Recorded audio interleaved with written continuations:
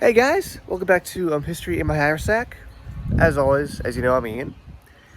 And so today I'm going to talk to you about music. Specifically field music during the 19th century and earlier.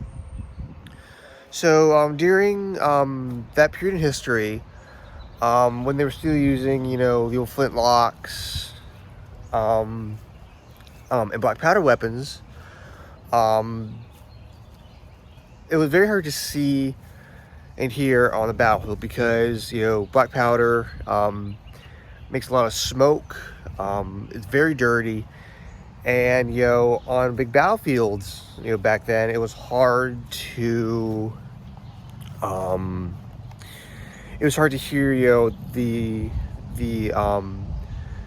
commands from your officers, from your sergeants, and it was just hard to hear. It was hard to see. So one thing that they did to improve unit cohesion and to improve a communication on the battlefield was they used field music, mainly fifers and drummers. Although during the Civil War, at least in the U.S. Army, you also saw bugles come into play more. But with that, so yeah, they use fifers and drummers. And so they first, before we get into their roles, let's talk about the instruments. So with the drums, they're usually a snare drums. They had mostly they had white oak shells, hickory hoops, hemp rope, and their heads were usually made out of animal skin, mainly calf skin. And then for the snares, unlike today's modern snares, which are usually metal, they had snares that were made out of something known as catgut, which was just sinew. This gave the snare drums a very, very loud ring. Unlike today's modern snare drums, which have like plastic or metal heads that have like a snap. This was a roar. This was meant to be heard over the din of a battlefield. And then with the fifes, they were made out of hardwoods such as ebony or a cocobolo, and they had a nickel and brass ferrules on either end. It was a very, very shrill sound, again, made to be heard over the din of a battlefield and from a very long distance away. The fife has more of a screech. And actually, during the War of 1812, the newspapers in Baltimore would write the roar of the drum and the screech of the fife could be heard playing such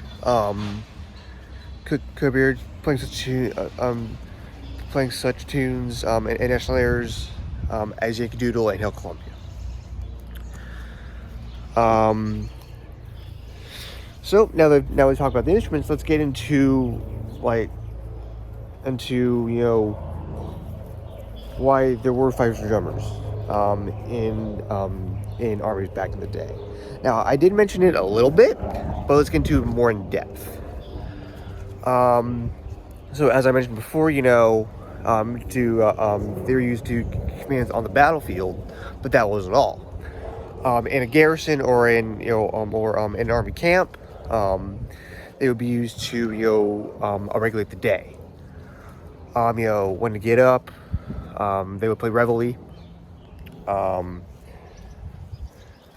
They would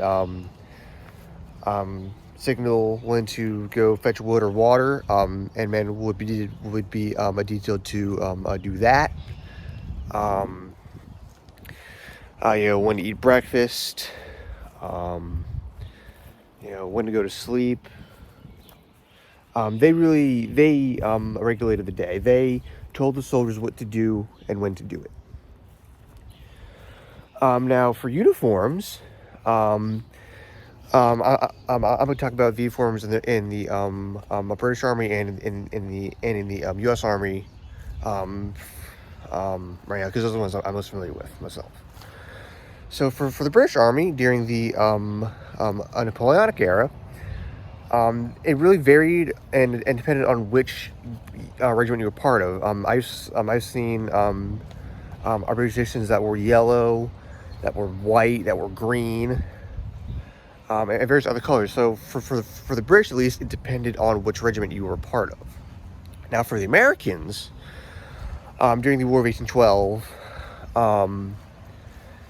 and up until during the War of 1812, the regular U.S. Army usually wore blue. Early in the war, it was blue with red facings. And so the musicians were the reverse. So it was red with blue facings. So in garrison or in camp, is easy to pick, the officer could pick out, hey, all right, I need, this signal played. Oh, there's a drummer. I can tell his drummer by his jacket. All right, call him over, play this signal. Although during the Civil War, fifers and drummers, musicians, they wore usually the same uniform as the regular troops, but with a few differences here and there.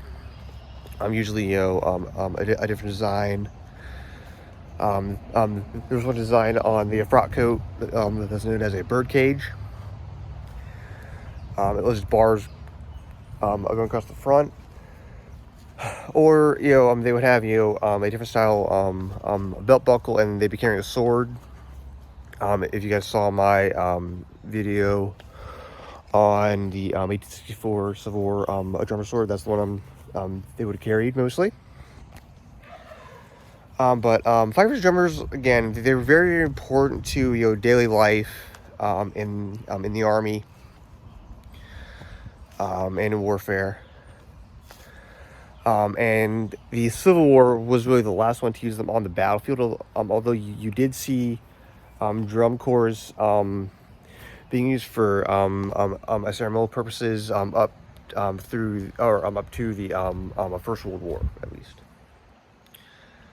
And yeah, so that is a brief rundown on the use and function of musicians in 19th century war and a 19th century warfare. So hope you guys enjoyed the video, and I will see you next time.